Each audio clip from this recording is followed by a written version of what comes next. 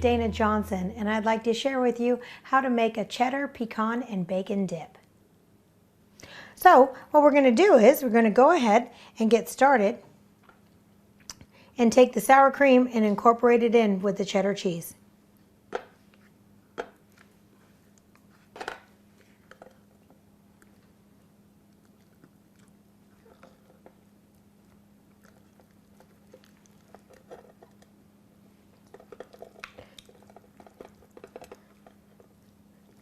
Sometimes it's just best to get your spatula way down in the bottom to give it a good turn.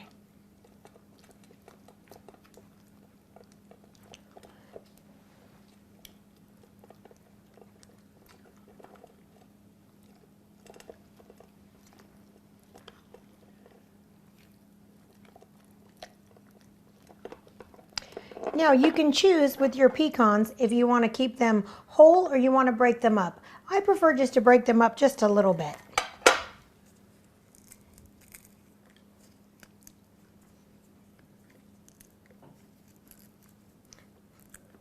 Also, a nice touch to make it a little different, you can toast your pecans as well. And to toast them, really you just need a 400-degree oven for about 3 minutes on a baking sheet. And now my favorite part. Look at that so far, but my favorite part, the bacon.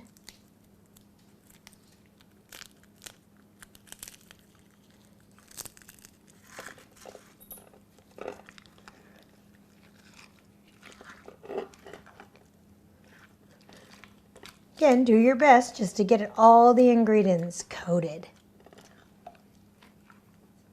So this wonderful dip is great if you use it on a cracker or maybe even a crostini bread, some little soft French bread pieces.